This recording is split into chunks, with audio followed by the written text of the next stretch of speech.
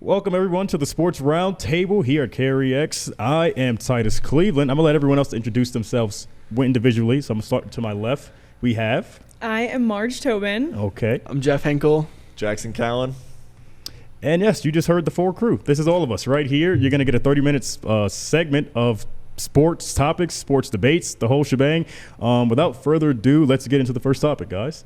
And this was Jeff Henkel's, idea, and I'm gonna let Jeff start this off. Yeah. What is the topic that we're talking about? So the topic is, should the MLB have a salary cap? And I know a lot of conversation is going around, especially in the MLB playoffs right now, about do teams pay their players to win? Mm-hmm. I really don't think that the MLB should have a salary cap, right? They're unique in the aspect that they're the only league that doesn't have one. So let's talk about that for a second. Okay. Anybody have any objections to that? Well, so you're saying that they should not have a salary cap? I'm saying that the owners make enough money, mm-hmm. and they are billionaires in and of themselves they can pay players. They just choose not to. I mean, that is very true, but also I take into account that some of these players don't want to go to these small markets. Right. So it's usually not that they don't want to pay them. I'll take Milwaukee, for example. Okay. They just got bounced out by the Dodgers, your team. Yeah. But they're a small market team. And how many guys do you see lining up to go play for Milwaukee? Like Juan Soto didn't even have that on his list. Mike Trout didn't even think about that. So it's more so like, how attracting is the city? How attracting is the destination that you're going to? Right, but attracting is a kind of a loaded word there, right? Because attracting a certain player depends on that certain player's kind of mindset, right? Mm-hmm. If I'm a Juan Soto or if I'm a Bryce Harper and I want a ring, and I know that Milwaukee has never been to a World Series, let alone won a World Series, mm-hmm. even in the era of we're not even talking about a salary cap, right? Milwaukee's never done it. So you have to be successful for people to want to come and play for your organization, right? I think you look at a place like Miami, and that's a good example of that'd be a great city to go play, but the owner's not going to spend any money. They have the lowest salary on their combined roster, but you can't tell me Miami's not a place that guys would go want to play if they knew they could get Juan Soto's $700 million deal. You know what I'm saying? So I feel like a little bit, it's I think there are some places maybe a Cincinnati, and nothing against Cincinnati, but mm-hmm. I don't know if that's the biggest market that guys want to go play in. Mm-hmm. But somewhere like Miami, I think if they started paying players like the Dodgers and the Mets, then you're going to get a little bigger draw to go play there. Mm-hmm. Anything else? Any other topics or anything else? I mean, he said Miami. I'm thinking Denver, right? We're in Grand Junction, right? So we are 4 hours away from Denver. We know how big of a city that is, right? Mm-hmm. If the Denver Rockies wanted to be competitive, start paying your players and start not trading them away. Like they traded away Troy Tulowitzki, Nolan Arenado, Ryan McMahon. They trade away all of their big contracts before they have to pay them because they don't want to have to fork over the money to pay them and be competitive. Then it also goes. I'm just going to say this one point, and then I'll let Marge have the floor on this one. It's also the fans they play a big factor into this as well. If you're going to have $2 beers, before the seventh inning, if I'm a fan, I don't even care about the Rockies. I just want $2 beers. So, in some way, the marketing is very smart. How some of the Rockies or Marlins, especially Miami, that's a great city by itself. So that's the attraction. I don't have to pay a certain player X amount of dollars. I can just sell you on the Miami Beach, South Beach, the stars, celebrities, and things like that. So I think the fans also have a big part in the salary cap or owners not playing or paying their players, because they know if I can get the entire stadium filled up and my team organization is still garbage, I'm still making money as an owner. That's the bottom line as an owner. I'm making money. So it's more about the fans, stop showing up to games. Yeah. And maybe that'll be a solution. And the biggest focus here, do you think, is the success of the teams moving forward based off of this? Do I think it's about success of the teams, or do I think it's... Do you think that's the biggest issue?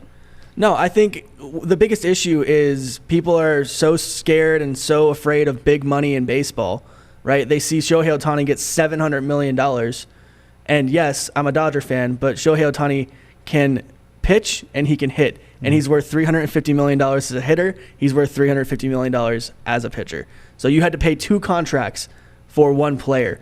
That's an outlier, right? And then you look at Juan Soto. It gets, a $342 million deal from New York. Juan Soto's worth that. He's a young talent, draws a lot of walks, hits a lot of home runs. The guy is, he is a franchise player, and franchise players should get franchise player money. Right? If I'm up against a salary cap, I shouldn't have to sacrifice, signing a guy that could be the next face of the league. I think that's fair. My issue with it becomes then, when was the last time a big free agent signed with, somewhat that was like sort of a random team outside of LA or New York or like the Phillies. But like that's my problem, and that's why I would want to see a salary cap, is because I don't want to see every single player that's Giancarlo Stanton, that's a big pitcher, that's, a big hitter, go to the Mets, the Yankees, or, LA or one of those places. Like I want to see them go to, some of the smaller places, maybe a Minnesota, maybe a Denver, or Colorado. Like I think that'd be cool to see. And so that's why I feel like I also feel like there should be a salary floor, maybe make it like $100 million or something like that. And I think Major League Baseball should have a wider salary cap than a lot of the other sports. So maybe you keep it at like 100 million to 200 million. So it's a pretty wide range where you can spend a lot of money if you have a lot of money. But I want to see some of these teams spend a little bit more money. But I also don't think that the Dodgers should have, 15 players making so much money that it's insane. And I don't need to see the Dodgers. I know you're a Dodgers fan. I don't need to see them in the World Series every year. I understand getting tired of seeing a team in the postseason, but the argument is that the Dodgers have been doing this forever, right? If you look at the roster, Clayton Kershaw, Max Muncy, Justin Turner back in the days, all of those were key guys in the franchise that the Dodgers got off of waivers or had drafted, right? So those were their big 3 back then. And then we decided to spend a little bit of money on Freddie Freeman. And I say we like I'm on the Dodgers. I'm absolutely not on the Dodgers. The we is crazy. But no, I get so worked up about this because what I've been hearing as a Dodger fan, right? I'm going to look directly at the camera and say this. What I've been hearing as a Dodger fan is that we pay our players to win games. Players can only perform on the baseball field. Shohei Ohtani's checkbook is not the one playing the baseball game. If I'm paying Shohei Ohtani $700 million and Shohei Ohtani goes out and strikes out 200 times a year, is he still worth $70 million? No, right? But I'm still footing the bill of what I paid him. Okay, I like the way you put it. That's one of the better arguments I've heard, is that if somebody doesn't play well. But so I don't think we even got to the answer though that you had started. Should there be an MLB salary cap? I'm gonna go around the room, starting with Jackson and making our way back to me. Jackson, do you think the MLB should have a salary cap? Yeah, I'm a pro salary cap guy. I'm an NHL guy. Like NHL, they just implemented the hard cap that's coming in next year, and I think Major League Baseball should do the same. I think, like I said, it should be a pretty wide range, somewhere between 100 and 200 million maybe, just to kind of, that's about the average of what teams are spending. So I think, just put in a number and make it wide at first, especially right now because you have all these big contracts. If obviously it would take a couple of years for the Dodgers to be salary cap complicit, if they were to do something like that. But I think it would just make. I think it would help the whole league. I think it would help the league as a whole. Kind of, maybe on a Monday night in July, I would turn on a Cincinnati Reds game if they had a player that I wanted to watch. Whereas I feel like the only games I'm turning on are Dodgers, Yankees, maybe the Red Sox, and like a couple other teams. So I think it would just help, TV as well. Granted, I doubt Major League Baseball wants that, but That's another argument that I'm gonna wait on until we get back into the newsroom and we're off camera. But the reason why you're seeing only LA, New York, Chicago on Sunday Night Baseball, on primetime baseball, those are the biggest media markets in the year, in the country, 100%, right? So they have the money. Yeah. So, no, my answer is no to you. I don't think the MLB should have a salary cap. Mm-hmm. I would be in favor of a salary floor though, so that all of these other owners that are taking so much profit from their baseball team and putting it back into their own pockets will have to then invest into their team to meet that salary floor. I like that. Marge. Yes, I think there should be a salary cap. I just think it would be good to bring in some traction to some of the other teams and things like that. So yeah, and I agree it would be a longer process going from where we are now, but I think it should. I like that. I'm gonna side with Jeff on this one, just because I am a Yankee fan. The boss, it's convenient George that the Dodgers Steinbrenner, and the Yankees fans don't want a salary cap. It's funny how that works. But like, it's from my perspective, it's like this. If I pay you, or like, if I'm in the market of New York City, LA, Boston, it's like I can't be punished because I live or I'm working in this market. So when the boss, George Steinbrenner, was alive, God rest his soul, when he was still here, he took a lot of flack for buying Bernie Williams, Alex Rodriguez, Derek Jeter, CC Sabathia. But it's like, if I have the money for it, why should I not use it to my advantage? So I'm actually for, like what Jeff said, no salary cap. And I think you should make your organization attracting by itself, not just with money. Make it attracting, make it a destination where players want to go, and you won't need to pay $700 for a player. If the person loves the sport, loves to playing baseball, and he wants to actually have an impact in that community or in that city, I think that's a lot better than just having $700 million. Because at the end of the day, when you retire and you're gone, that $700 million, it's going to look nice, but a lot of players, when they're retired, they still want to feel like they're a part of that team. So when you go to a team like Mike Trout, I'll use a perfect example. He played with the Angels his entire year. Probably will never win a World Series, but he will always have the love in Anaheim, no matter what. So, I agree with Jeff. No salary cap. No salary cap, but do you agree with me on the salary floor that there should be a minimum spending on a roster? It should be. Like, especially with the Colorado Rockies, I think they should. That would work perfectly for the Rockies in their situation, as far as just getting their organization, their farm system, up to par with some of these other young organizations, like the Orioles, the what's another team, Miami Marlins, like the Pirates. Like, those are the guys that I see. I use the Astros as a perfect example because they really thrived in the farm system, building up Jeremy Pena, Jose Altuve, Carlos Correa, Alex Bregman, another one. They did it the right way. And if you're a small market team, you should look at the Houston Astros. Take away the cheating and allegations. Take away all that stuff. But look at how they did it, and you should follow that blueprint. And I think you would be really successful as a major league owner or president or something like that. But yes, I am with Jeff. No salary cap.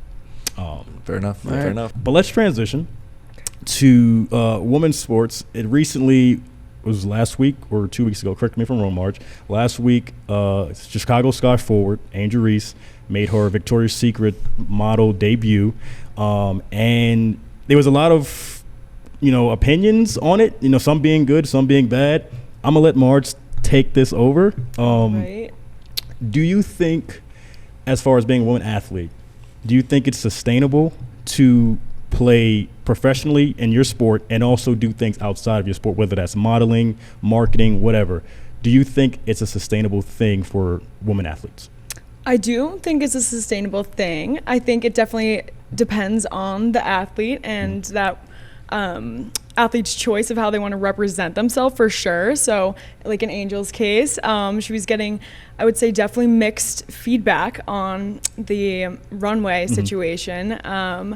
But no, I think a lot of them need to do things like that just to supplement their career. And they also do it just to put themselves out there more, maybe provide more opportunities for themselves as well. So yeah, it's kind of a thing. You'll see them start going into social media in different ways. So I'm kind of drifting away from the runway here. No, you talk about social media. The Cavender twins, That's another one. the women's basketball players, they went viral on TikTok, and that's how they supplement their career and how they, they get their face out there, they get their brand out there. So, no, I totally get what you mean by social media, like social media following, social media influencers, as well as athletes as well. Jackson? Yeah, I mean, I also think it's like it's a relatability thing. I think more and more we look for people who are relatable, and so if you see them on a social media or doing something different, no matter what it is, I think now you're also more likely to want to watch them play, I think, a little bit. So I think creating a fan base outside of it, it can only help the sport and help that athlete in particular if you start building a following, and then now all those people are going to follow you over to your game. So I think it's great. to Marge's point about supplementing your income, like I think that's a little unfortunate, specifically from like a WNBA perspective, that if like you actually have to work to supplement your income, that is unfortunate. And I think, you know, obviously that's something we've seen lately. There's been a lot more discussion about in the WNBA especially. So I think, but like I said, I think it's a great way to grow your pockets, and also just your following, and hopefully the sport as a whole. Yeah, and Angel Reese wasn't the only female athlete that was on the Victoria's Secret runway. Suni Lee, American gymnast, was also on the runway too. So it's not just WNBA players that are getting into modeling. It's you know, Olympic medalists that are also getting into it. So. Right, yeah, and kind of contradicting your point, Jackson, a little bit, just you said it was kind of like all good things, but some of their feedback, you know, it isn't what they expected. So it's just interesting to see some of those things, because maybe if somebody was more of a fan of them with their athletics, and now they're seeing them transition into like this influencer figure, it gets them a little bit kind of put off. Like, what are you doing now? You should be focusing on your sport. You were a role model to kids and like this way. So it's just, yeah, kind of a lot of different opinions on a topic that, yeah, for me challenging personally, topic for the athlete. It is. And it's I think, like, I get it, you're a professional athlete, but like, I mean, LeBron James started a school in Cleveland, so like, it's not the first time athletes have done other things. Like, so I just think it's a little naive to think that, oh, they don't have a life outside of training 24/7. Like, that's just not, that they also do other things. Definitely. Here's where I come in. I'm all for athletes going out and doing what they want to do outside of their profession, right? But I'll take Angel Reese for example. Do I think Angel Reese is a top 15 women's basketball player in the WNBA? No, I don't think so. I think she's very talented. She has skill, but she hasn't put that together yet. From what I'm looking at, she hasn't put it together. So if you're passionate about basketball, like you say you are, you can't chase two things at once. You can't chase being a supermodel and also trying to get better at your craft at basketball. And I think people would be more supportive of her if she had put more focus into basketball, where it's like, she's attractive, she's, you know, she portrays herself in a certain way, and she has a lot of success with that, whether that's modeling, TikTok, Instagram, whatever it is. She's already killing it in that industry.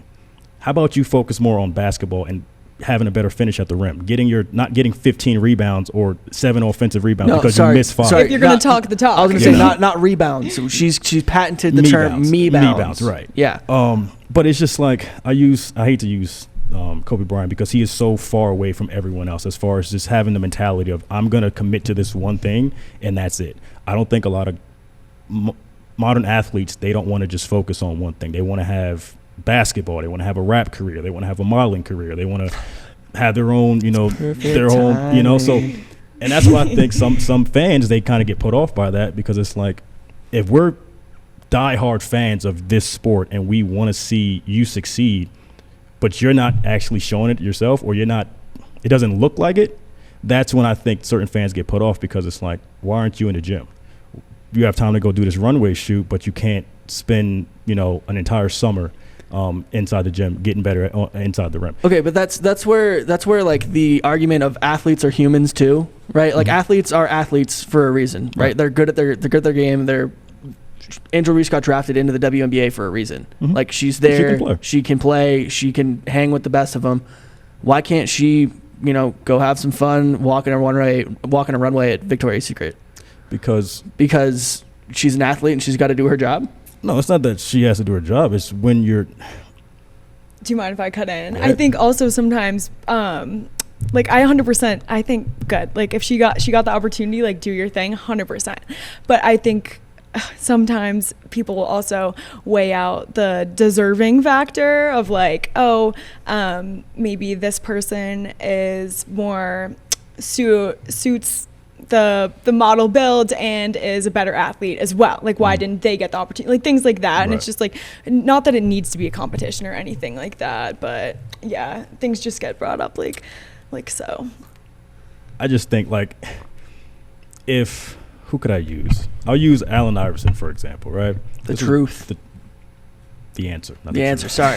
Sorry. Thought I knew ball. I thought I knew ball there for a second. That was a little heat check. Guys.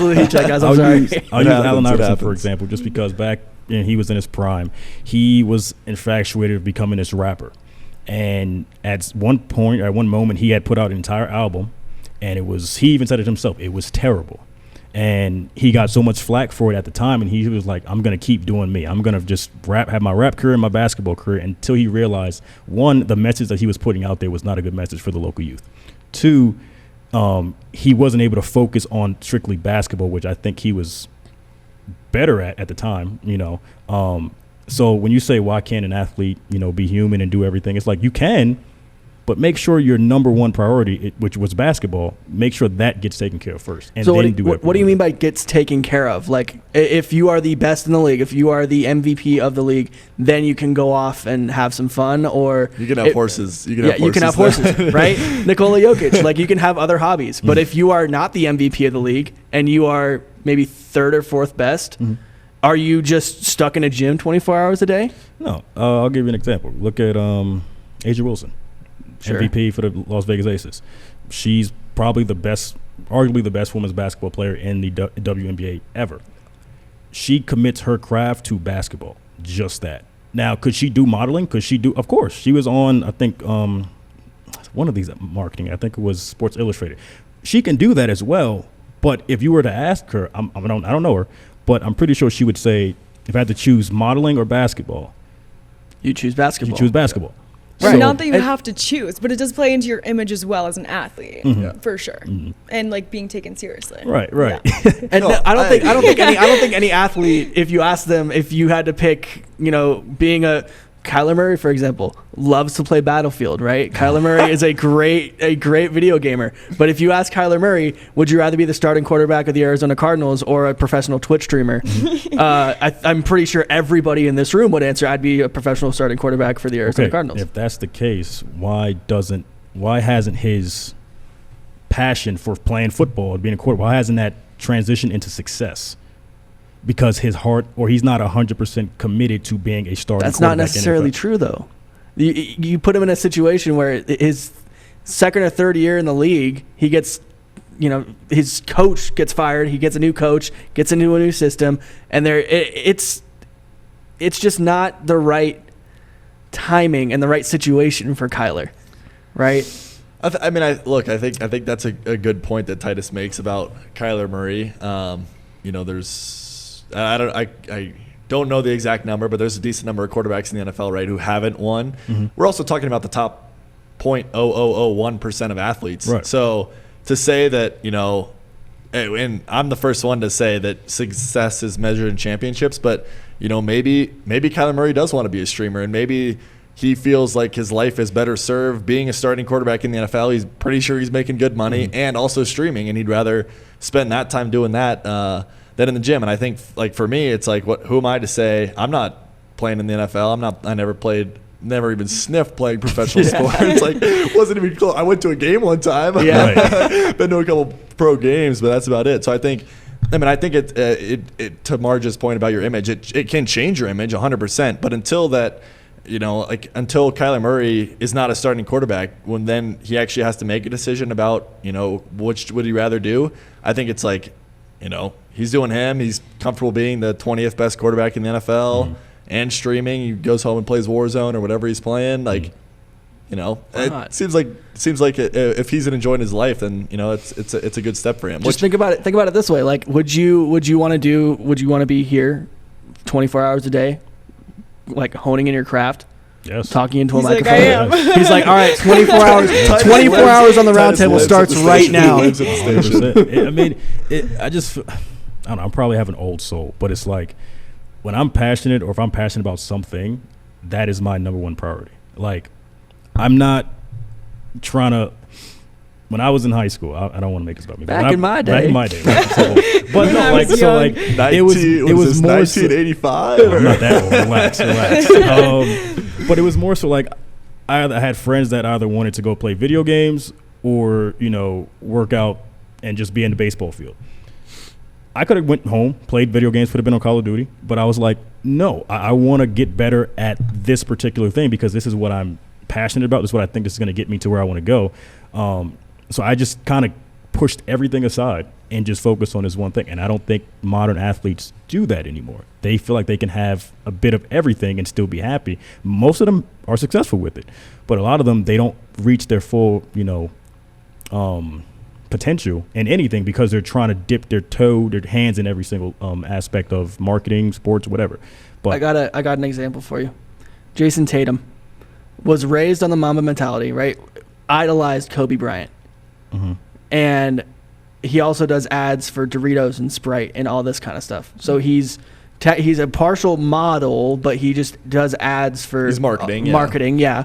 But That's two he's separate also things. he's also one of the best. That's two separate things. No, Two what do you mean separate it's two separate things? Because Tatum, he's getting endorsements, right? That comes with basketball. Like if you're a top. But 10 why NBA player. are you going to focus on endorsements when you got the ball, right? You got ball. You got to hone your craft. No, because that's what comes with being a professional athlete. If you're one of the top athletes, you're gonna have certain marketing deals, certain sponsorship. That just comes with it. I'm pretty sure he wasn't like, all right, I want to have sponsorships as soon as I get to the NBA. It was just more like, this is what they want. They want me. I don't really want them. But Tatum doesn't really go out. Do you ever see Jason Tatum on TikTok just talking about him? He'll probably be with his son, Deuce. But he's not out saying. Wait, pause. Love You love Deuce. Deuce? How can you not? How can you not? It might be my favorite ever. I saw him in real life once, Bragg. Oh, he's amazing. anyway. He's amazing. Weird flex. Name- Weird flex. Names Okay. Sorry, dropping celebrities over here. Hold on. Does he know your name? No, are you kidding me? I wish I would. You would already know that if you did. But yeah, I just don't see Tatum being the type of person to go out of his way to be the center of attention or to be that type of player where he's like, look at me, he's not like LaMelo Ball. Sure. LaMelo Ball is, in my opinion, I don't want to make my opinion about this, but let's go back to just women's having, being able to do all things besides, their main sport. I do think they should be able to do it, but perfect one craft first. Perfect your main craft first. Then you can do whatever you. And I'm not saying you have to win a championship, but Be the best you could be. Don't go 2 for 20 on the field, like in a field goal, and think that you should be able to go on a runway at the next week. It's like, no, get better at this first because this is what got you here. This is what got you the notoriety to be such and such. Now, see, she went 2 for 20, but she got 15 me bounds.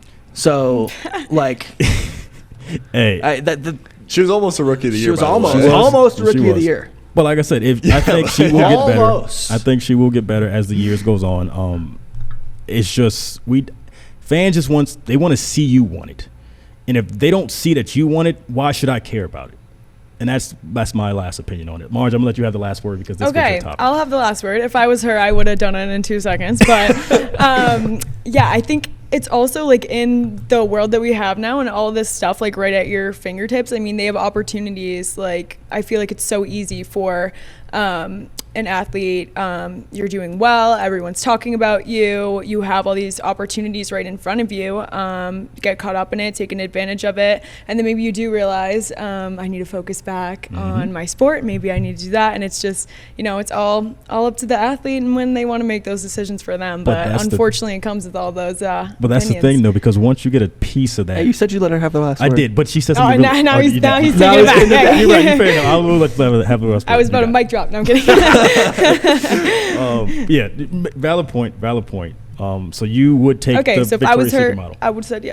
You would say yes? No, I don't know. Well, I'm just saying if they If want she to got hit me paid up. for it, I would have done that. Yeah. Like to me, it's almost an extension of that. Is almost an extension of the whole endorsement thing. Like, I don't remember who it was, but if like Victoria's Secret or whoever it is going to pay me to go walk down a runway, like, heck yeah, man. It's a Absolutely. bucket list Let's item. go. I'm like, yeah, I don't care what I people also say. get Titus's point of like Patrick Mahomes. I do feel like he's very much like, especially when you watch some of the documentaries about him, it's like he is going to the gym, he has a trainer, he's dieting, like everything he does is to be the best. And not that everybody has to do that, obviously, but I think it has shown in his career He's probably the best quarterback in the NFL, if not close to it. So, But also, if I have to see that Patrick Mahomes and Meghan Trainor ad on my TV one more time, endorsements. He does a lot of endorsements, and he's still the best at his craft. good for Angel Reese. That's what I want Good to say. for- Good for good- her. Hey, good she's for slayed. her. She's Good for slayed. injuries. Yeah. Good for her. I Good for will- Suni Lee too. 100%. Women athletes, they are striving, they are doing their thing, and I just can't wait to see what they do years to come. Olympics, whether that's Olympics basketball, the hockey. There's a new hockey league, women's hockey league that just got started. PWHL. They're growing. It's going to take some time Lacrosse. to get the Mhm. lacrosse. Oh, yeah. Lacrosse. New. Oh, Here we yeah. go. They're Up and steadily, running, they're yeah. steadily improving. So I'm excited to see the different type of talents that these women can display.